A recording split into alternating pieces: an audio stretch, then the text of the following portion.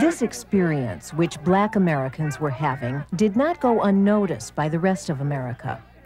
Something had started that was beginning to spread, a new kind of pride, identity, and consciousness that was about to turn the mass movements of the 1960s into new and different forms of activism.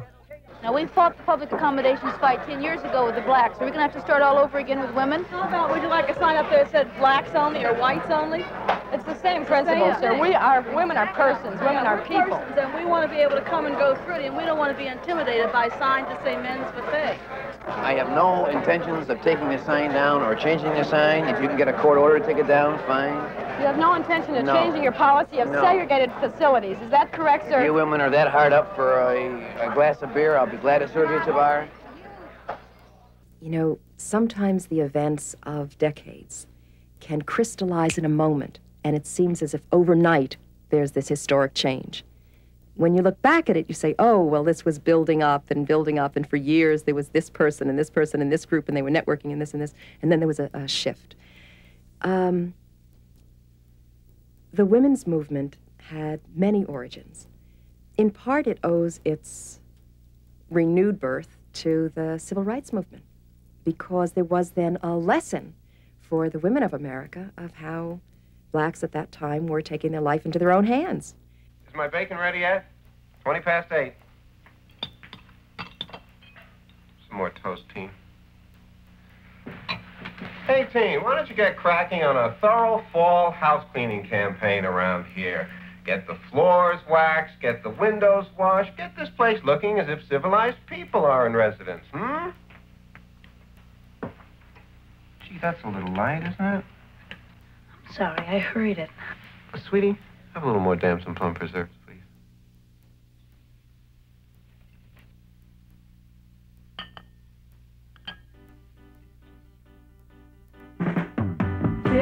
Years ago last year, women got to vote, I hear, but we just sat on dusty shelves because we never helped ourselves.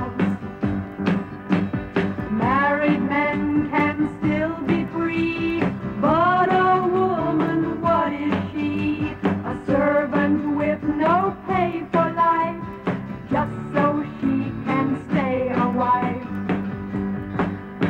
A status symbol with a ring. Tell me what that's gonna bring. A legal right to bear his kids while liberation he forbids. So ladies, drop the kitchen mop and we'll be heard somehow. Men have made a mess of things. They should be stopped by now.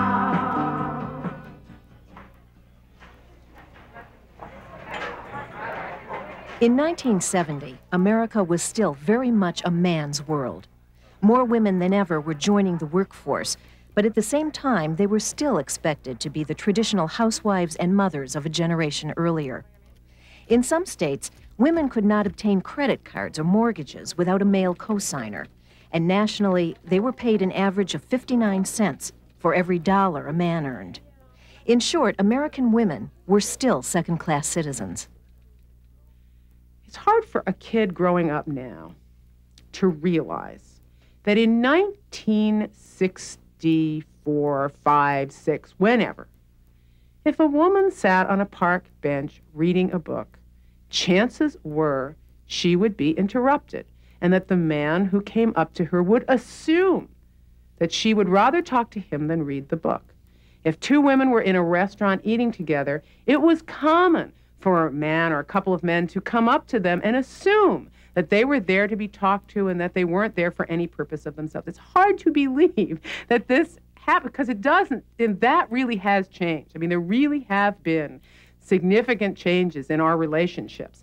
And, but that was not true in the 60s. And so what began to happen in 1970, 71 is that women began to they set up these consciousness-raising groups in which they would, for the first time, not be interrupted. And everything was talked about, you know, everything from high school to your first menstruation to your first sex to go, you know, everything was talked about. But the principle was that you went around in a circle and no one interrupted you. The biggest change, which is still affecting me, is that I now really like women, and I didn't like women before. Women were not usually educated, they were not usually very vital, they were usually passive, so I thought men were cooler. I don't want to see women adopting a lot of the, I think, bad characteristics that are usually considered masculine, such as aggressiveness up to the point of fighting. And I don't think that, you know, we do not want to become that way. But we are that way. Men become softer. Women just fight in a different way. It was like a flash ignition. It would be like lighting your gas furnace, and it would just go boom. And all of a sudden, you had insight into things that had happened in the past, and you were able to move forward with this insight. It changed your whole context, and it happened in a group with other people who were experiencing the same thing. So you felt validated, you didn't feel crazy anymore, and you knew that really what you were saying and feeling was the truth. And that's when women suddenly understood that their own personal history was significant. And that's where the phrase, the personal is political, came from. And that connection of realizing that the personal is political and therefore justifies political action was one of the revolutionary ideas of the beginning of the women's movement. Sisterhood is powerful. Join us now. Join us now. A moment in which all this prior organizing exploded was in 1970. It was the women's strike. The theme of it was, don't iron while the strike is hot. And there was a massive demonstration for women's rights. Well, the main demand, of course, is equal rights. Equal rights to have a job, to have respect, to not be viewed as a piece of meat.